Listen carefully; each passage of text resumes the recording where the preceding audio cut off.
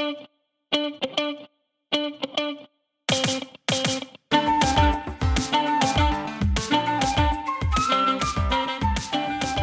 a todos y a todas, bienvenidos a este tercer podcast sobre Después de la Biblia, los ritos cristianos. Mi nombre es Raquel Huertas, soy estudiante de licenciatura de la carrera de Ciencias Teológicas y nuevamente estamos en compañía del profesor Angelo Cardita, que es profesor titular de Teología Litúrgica y Sacramental en la Universidad de Laval en Quebec, esto en Canadá, y también es doctor en Teología Sistemática y por supuesto con una especialidad en liturgia. Profesor Angelo, ¿cómo se encuentra el día de hoy? Ya en nuestro tercer encuentro. Buenos días a ti y a todos. Muchas gracias por seguir acompañándonos en este viaje sobre los ritos. Y para empezar de una vez, estuvimos hablando un poco de algunos ritos que tienen como cierto peso, no sé, legal, político, ¿verdad? Como el matrimonio, inclusive estuvimos hablando acá de las diferencias, ¿verdad? ¿Qué relación tienen estos ritos con la política? Bueno, con la religión, pues tienen muchos, ¿verdad? Pero esta unión entre religión y política, que también hay un momento histórico donde hablar de religión y de política era hablar de lo mismo, ¿verdad? Luego se separan. Entonces, ¿por qué no empezamos por ahí para luego hablar un poquitito de cómo se organiza ya la institución y unos ritos que tenemos por ahí interesantes para ver el día de hoy? Pero entonces abarquemos un toquecito el tema de la política. ¿Cómo entra la política en juego con esta parte de los ritos? Uy, yo casi que diría que los ritos son política y la política son ritos, ¿eh? Y eso también se ve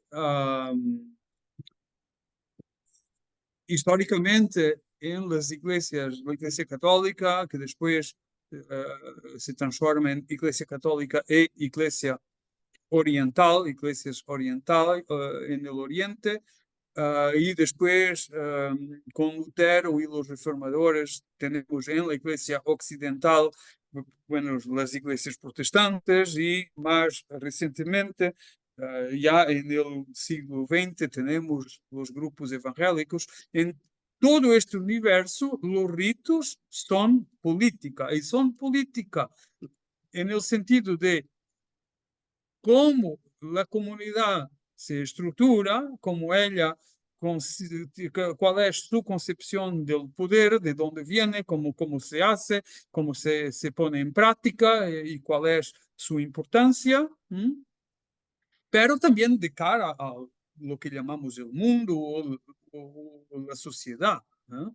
De ahí, por ejemplo, la importancia de, cuando hablábamos el otro día sobre el matrimonio con Napoleón, se creó una nueva situación en Europa y después en ese contexto se pone la cuestión sobre el matrimonio, pero ahora, ¿quién tiene la capacidad de realizar ese rito? ¿No? ¿El Estado o la Iglesia? ¿No?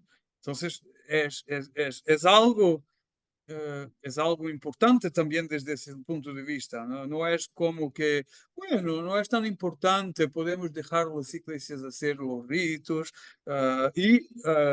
Esto no lo he dicho, pero sabes que Napoleón viene en la secuencia de la Revolución Francesa.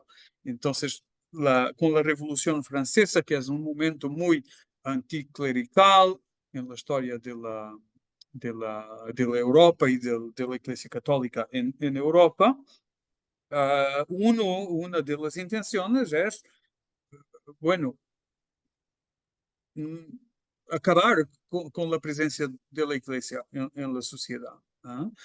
Eh, pero después, si esta presencia desaparece, se queda la cuestión de los ritos. Entonces hubo en ese contexto toda una tentativa de construir un nuevo sistema ritual, ¿no? Uh, Antes se bautizaban a los niños, entonces se inventó un bautismo republicano. Y así las fiestas cristianas, por ejemplo, fiestas de la Virgen, fueron sustituidas por fiestas de carácter, no sé, la fiesta de la libertad, o sea, fiestas que tenían que ver con los ideales de la revolución. Entonces, era un sistema ritual que tenía como objetivo de sustituir completamente el sistema ritual de la Iglesia Católica. ¿Eh? Pero esto significa que los ritos son importantes no solo desde el punto de vista religioso, como que la religión hoy para nosotros es como que una dimensión de la vida. ¿Eh? Pero los ritos no es solo una cosa de una dimensión de la vida, es una cosa política. Entonces, este ejemplo muestra eso de una forma muy clara.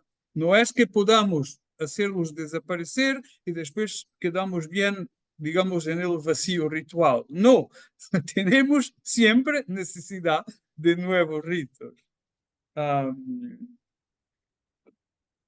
Y a lo largo de la historia, siempre fue así. Hoy estamos viviendo una situación donde parece que los ritos religiosos cristianos, bueno, son una cosa de las comunidades, pero, pero los ritos, cuando bien observados, ves que son una forma de la comunidad se estructurar en ella misma, pero son también la forma de esa comunidad entrar en relación con las demás instituciones sociales y políticas del entorno social. ¿No? Es una perspectiva, bueno, es la perspectiva de las ciencias humanas y sociales, es la manera de observar los ritos, es esa. No estamos observando los ritos desde el punto de vista de cuál es el significado religioso o espiritual que los cristianos dan a los ritos, sino más bien cuál es su función en un contexto social determinado.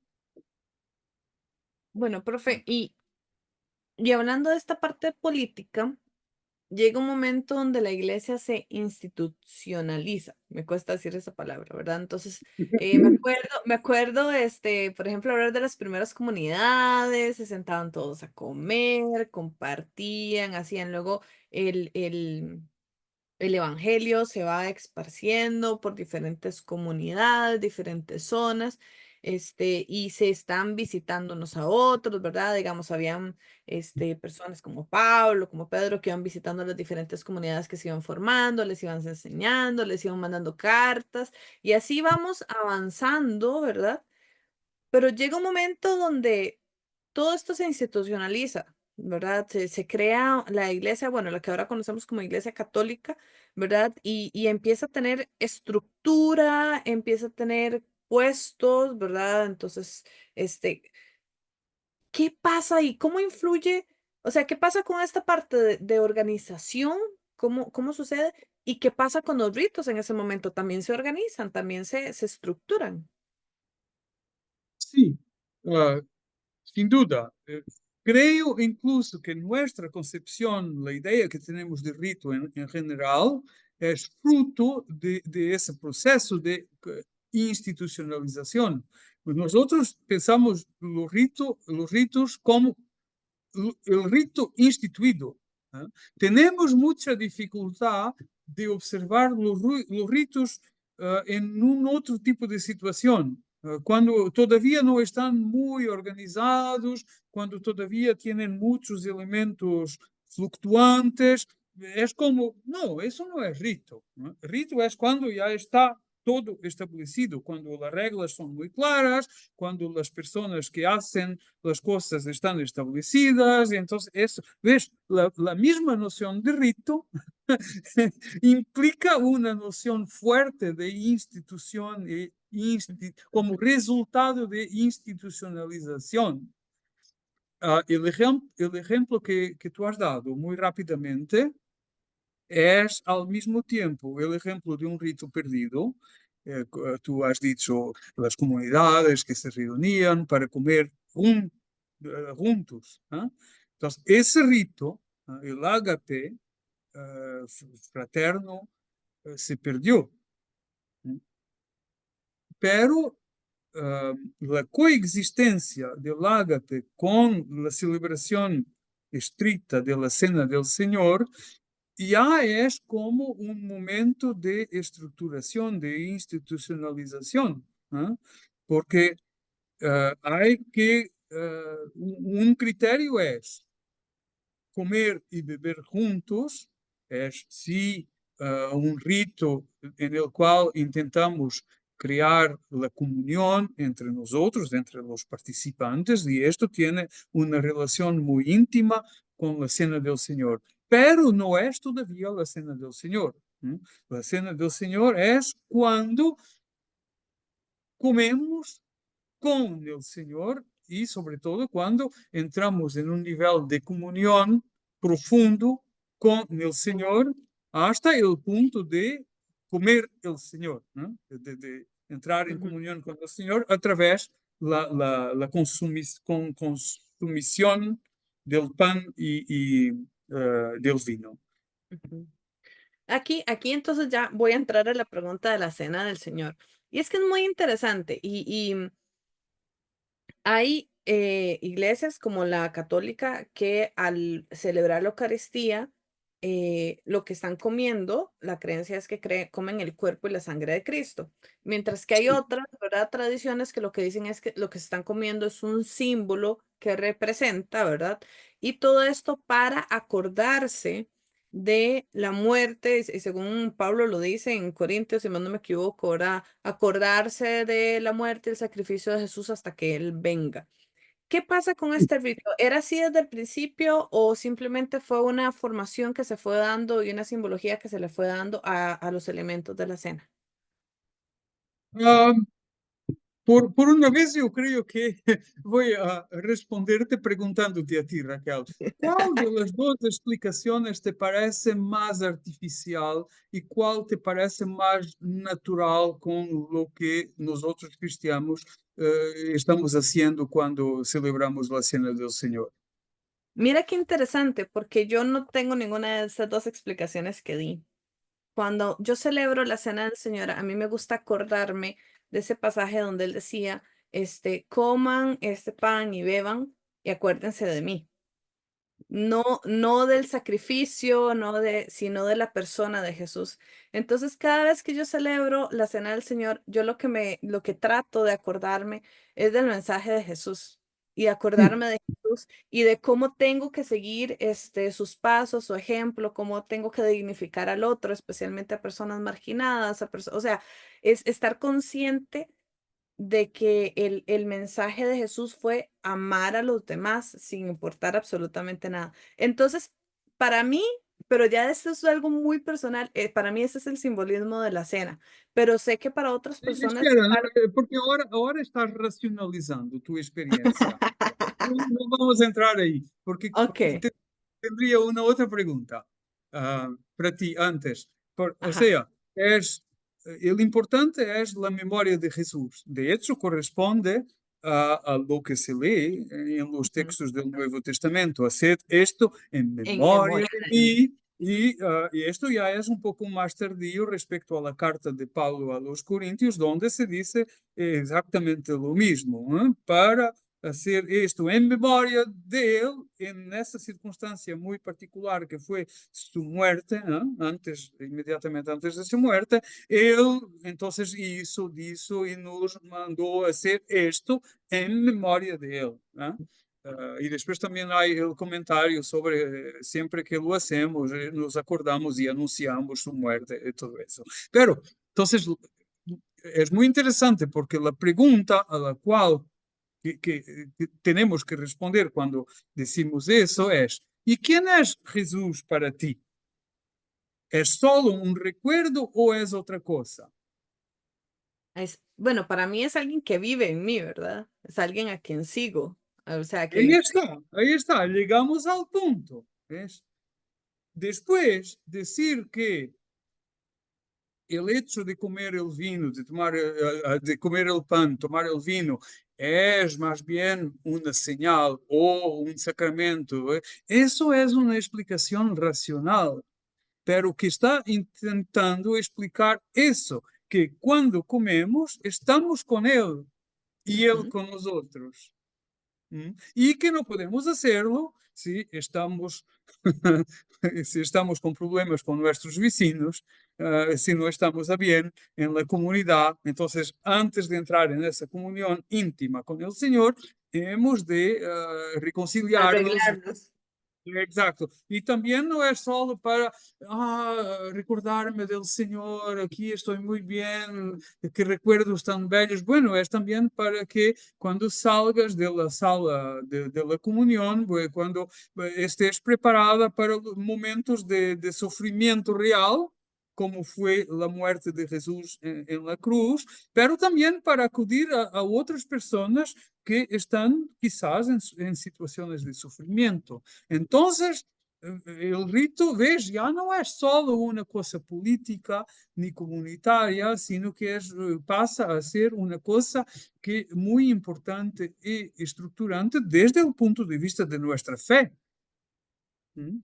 Entonces, esa explicación, una señal para recordarme, yo no es porque sea católico, sino porque para mí Jesucristo es una persona y está vivo. Entonces no puede ser solo una señal para recordarme de él, es también eso. Claro que cuando celebro la Eucaristía es una función muy evidente que si no estoy distraído voy a recordarme de Jesucristo, pero es el medio de estar con él.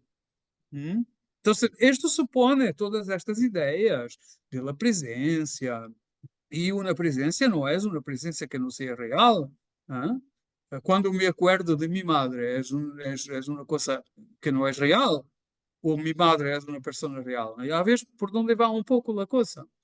Y claro, en esa discusión entre, digamos, la herencia de la teología protestante y aquella de la teología católica, cuando hablamos cuando tratamos de algunos temas, y este es uno de esos temas, porque como han sido muy polémicos, entonces todavía, cuando hablamos de esos temas, todavía hay algo de esa polémica que viene como contaminar un poco nuestro pensamiento sobre las cosas.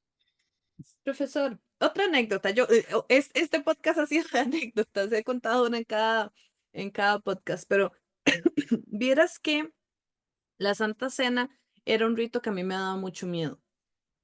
Pero es por ¿No? la forma, sí, es por la forma en la que lo presentaban en la iglesia a la que yo iba. Entonces, yo soy músico desde pequeña. Entonces siempre me tocó como cantar en los servicios y todo eso. Entonces siempre estaba adelante, o sea, todo el mundo me veía.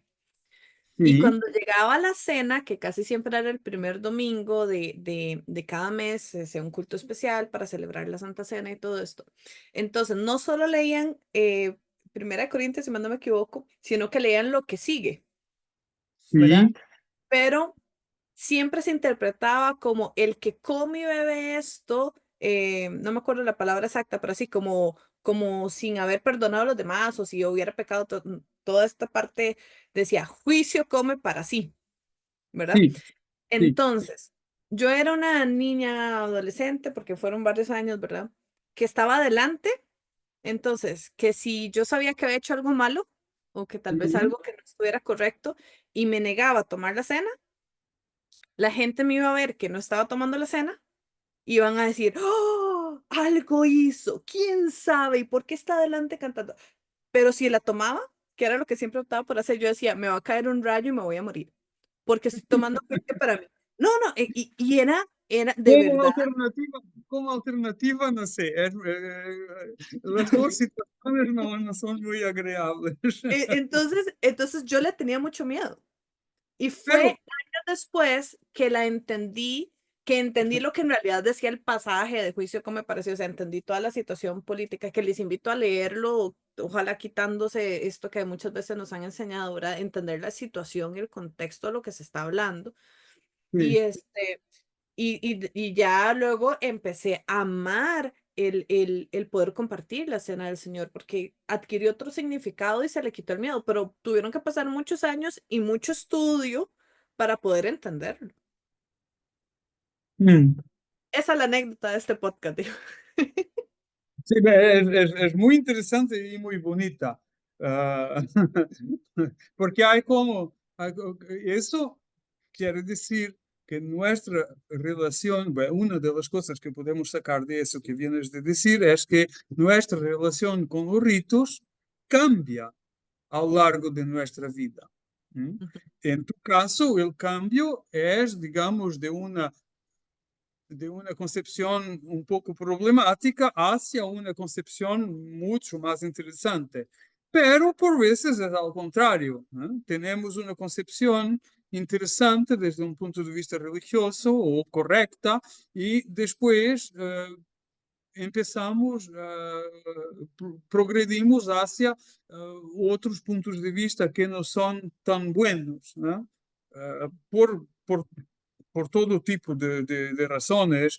Tú ves la influencia de una práctica concreta en tu concepción del rito, um, al mismo tiempo en el cual tú participabas en el rito en cuestión. ¿Eh? Entonces es como que todo viene al mismo tiempo. ¿Eh? Y es casi como antes yo leía el rito a partir de esta palabra muy concreta, ¿eh? Era como que un elemento del rito que comandaba todo lo demás, ¿eh? Y eso creaba, tenía efectos, y después te has desplazado y has descubierto otros aspectos del rito, entonces esa palabra sigue ahí, pero ya no tiene Adquirido otro tan significado. exacto. Es muy interesante eso. Bueno, profe, nos queda un tema para este podcast y la verdad es el que más quiero trabajar, porque me parecen sumamente interesantes y son los ritos penitenciarios. Y cuando usted me contó de esto, yo lo primero que pensé, y creo que se lo dije también, fue como, ah, sí, yo me acuerdo que llegó un momento donde em, la flagelación, el golpearse a sí mismo como medio de, no sé si de castigo o de dominar al cuerpo para que sea la parte espiritual ¿verdad? La carne, perdón, el cuerpo no la carne, es como se le dice, es dominar la carne para no pecar y qué sé yo. ¿Por ahí va el tema de los ritos penitenciarios o qué se puede entender por esto? No, en este contexto no estamos hablando de esos ritos de flagelación o algo así, que tienen una historia, que son motivados por aspectos de la espiritualidad y un acento, desde el punto de vista cristológico, un acento en la pasión de Jesucristo y nuestra participación, al mismo tiempo la percepción de que nosotros somos muy imperfectos, cuando nos comparamos con Jesucristo y por tanto estamos siempre en un mundo de pecado y estamos contribuyendo al pecado de este mundo, entonces hay todo ese aspecto. Creo que después de la Biblia, creo que estamos aquí en un ejemplo muy bonito de un nuevo rito que viene después de la Biblia y de hecho viene también después del bautismo, si quieres, y que es un nuevo rito que es, digamos, corresponde a una situación de la vida eclesial a la cual hay que dar una respuesta. Los ritos de penitencia, la penitencia no es, el objeto de la penitencia no es nuestra imperfección. La noción de pecado aquí no es que nosotros somos unos desgraciados, sino que alguna cosa nos hizo entrar en una situación de ruptura en relación con la comunión, que es la comunión de la vida eclesial, que es señal de la comunión de vida en Dios por el Espíritu Santo, todo eso. Entonces, los casos históricos es antes de reconocer, en el contexto del Imperio Romano, antes del momento en el cual el cristianismo fue reconocido como, primero tolerado, después reconocido como la religión oficial, el cristianismo no era muy bienvenido por razones diversas, ¿no? Yo creo que la principal es la, la, la, la radicalidad que era pedida a los nuevos convertidos a la fe cristiana, ¿no?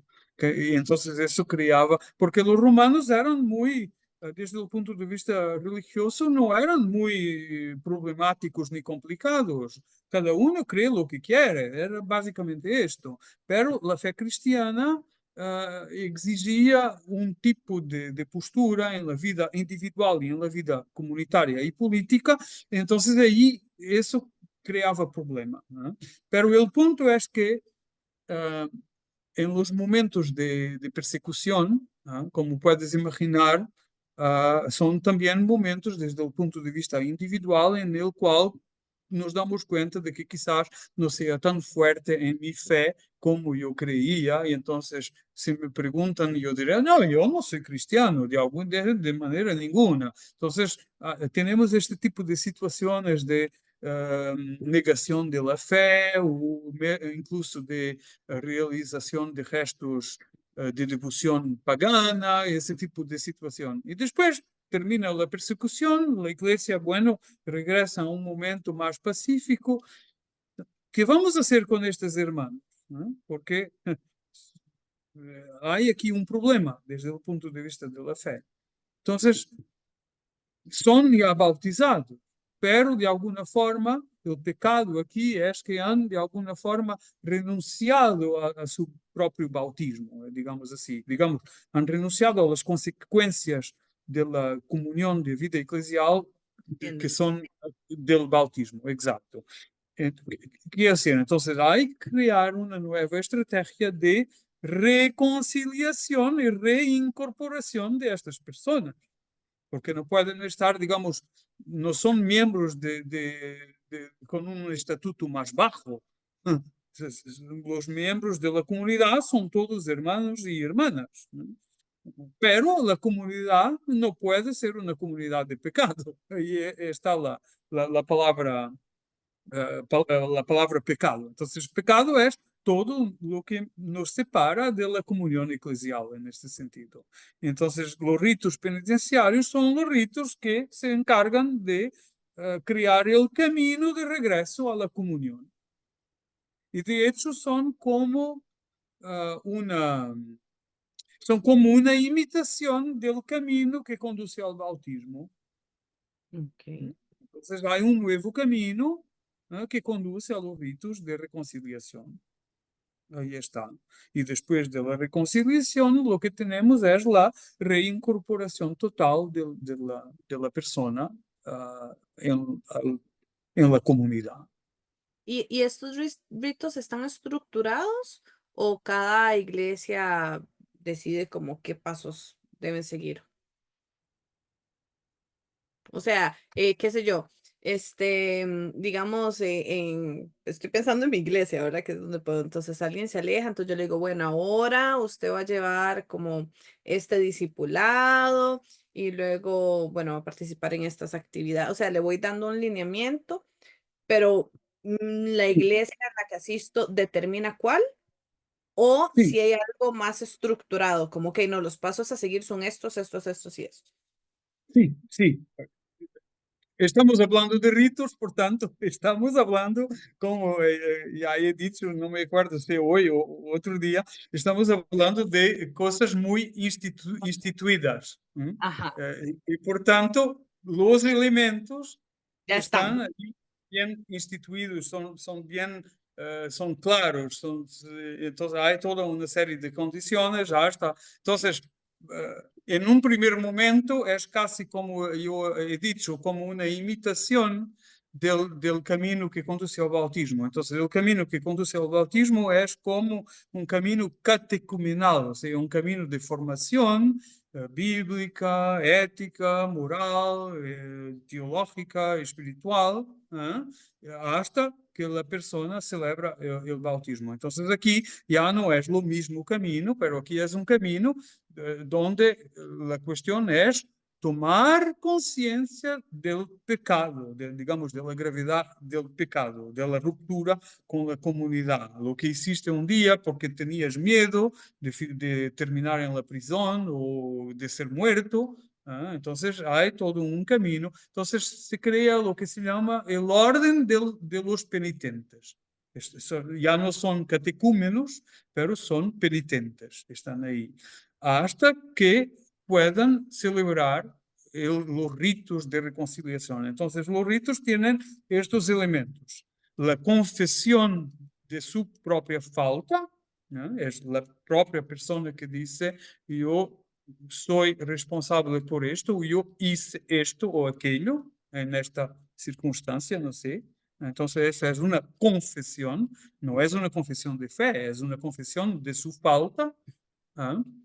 Hay un elemento de absolvición, de Solución. Ajá. absolución, un ministro de la iglesia que dice, bueno, Dios perdona tu pecado, es la gracia de Dios que perdona el pecado.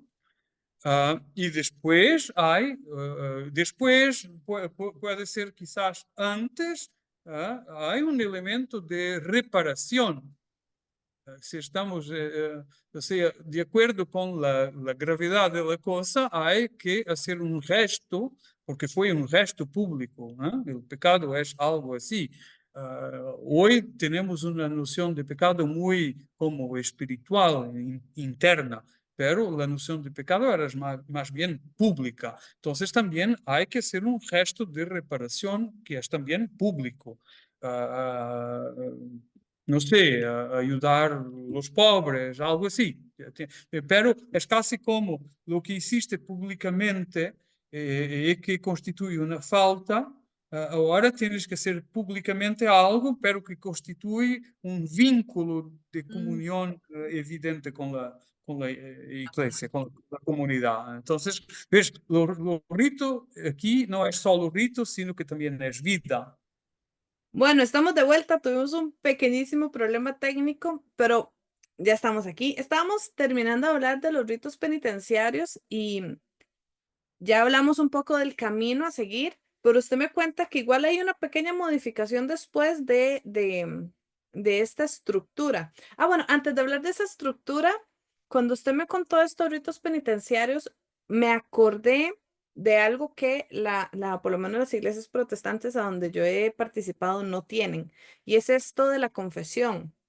Ir a un sacerdote, confesar mis pecados y que él me diga como qué hacer para que sean perdonados o orar o hacer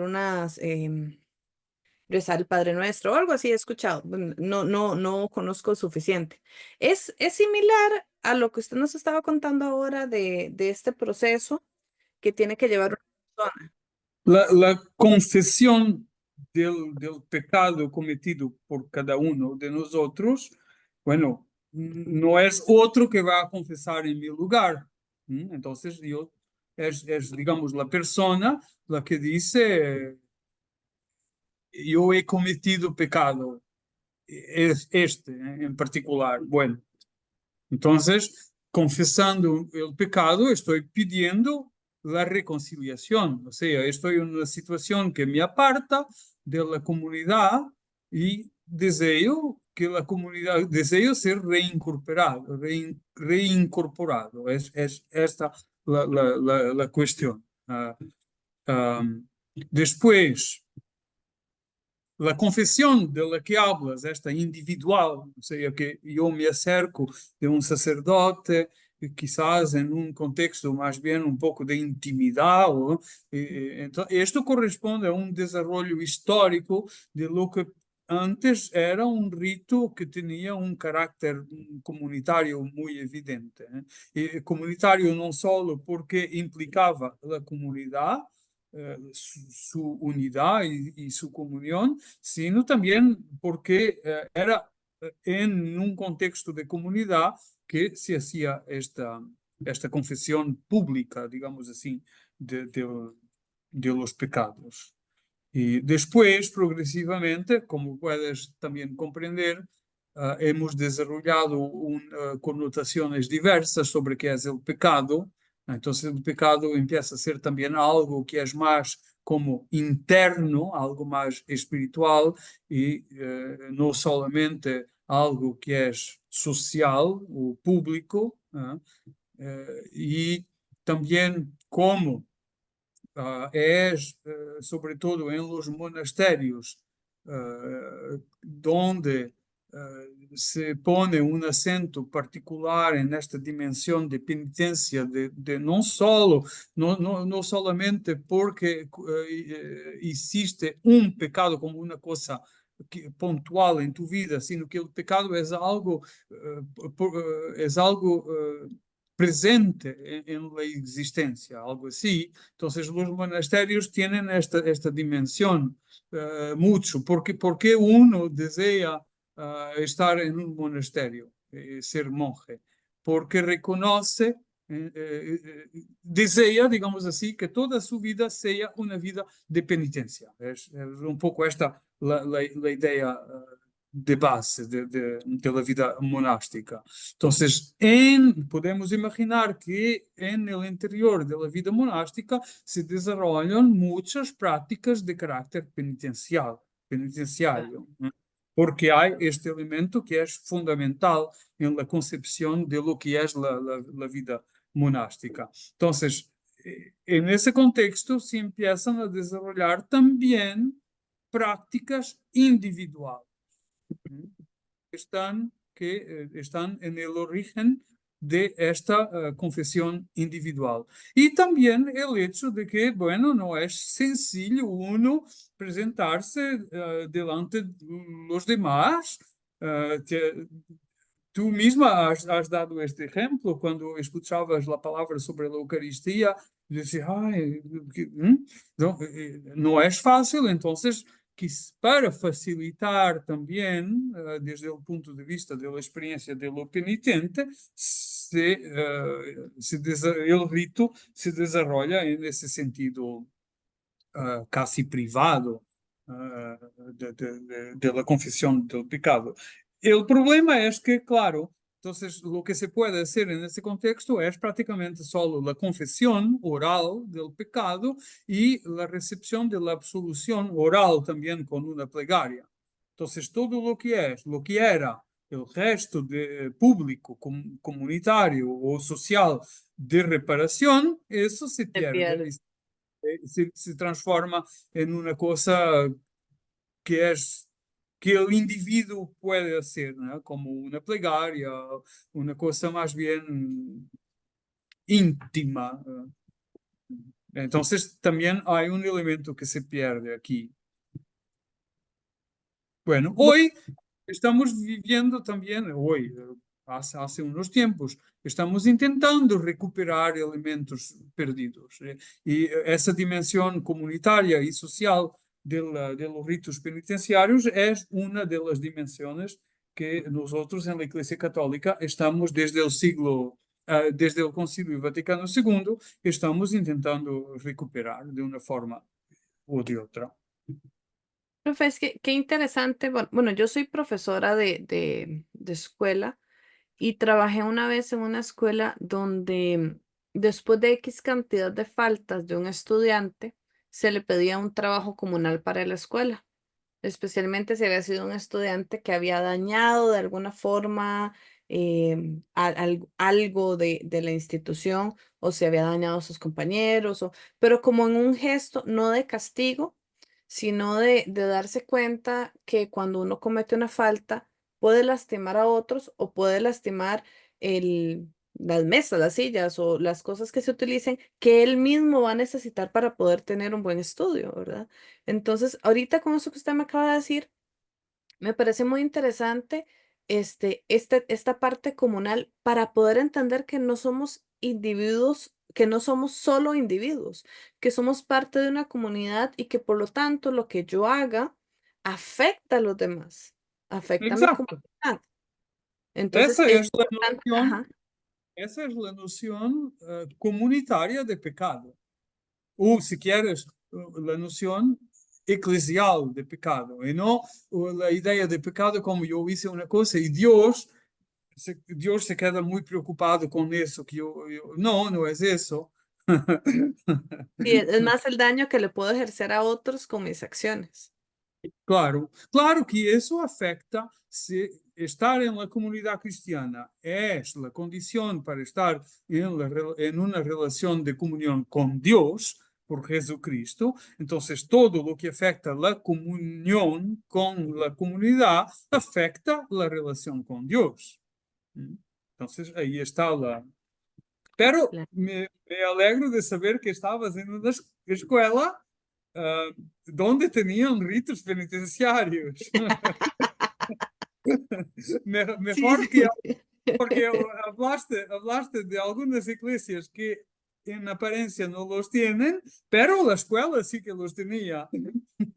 Sí, sí, es que creo que, bueno, por lo menos yo sí estoy muy de acuerdo con esa práctica, porque crea personas conscientes de su entorno, especialmente en ese caso era una niñez, era, Sí, bueno, claro. a la única persona a la que me tocó ponerle un trabajo así fue un chico de 11 años, que dañó como rayó unos pupitres o algo así, entonces un día llegamos a arreglar las mesitas, los pupitres que utilizaban y hablar el cómo esto afecta a los demás, ¿verdad? Pero me pareció muy interesante porque nunca más lo volvió a hacer, no por castigo, sino porque entendió el daño que le estaba haciendo a su comunidad. Claro, eso muestra digamos, la eficacia del rito, la fuerza y la eficacia del rito. Ay, profe, qué interesante bueno, todo lo que hablamos hoy, la verdad es que está muy interesante, todos los temas me gustan.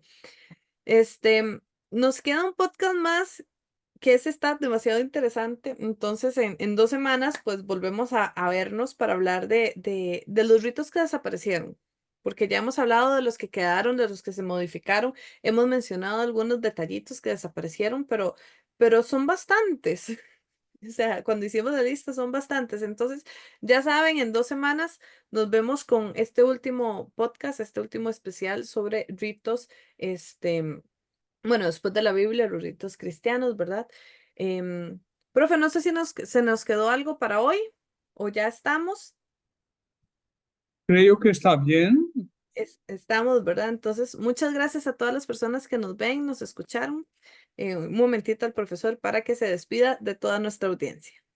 Bem, sobre todo agradecer la presencia de las personas y si hay preguntas y comentarios, son todos bienvenidos.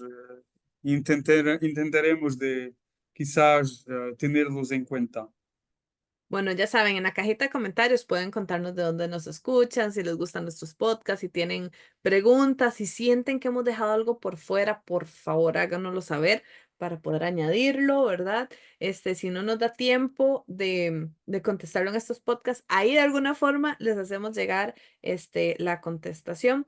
Y algo muy importante que hace mucho no digo, recuerden que la UL tiene cursos libres que son sumamente económicos, se dan en línea los días sábados en las mañanas.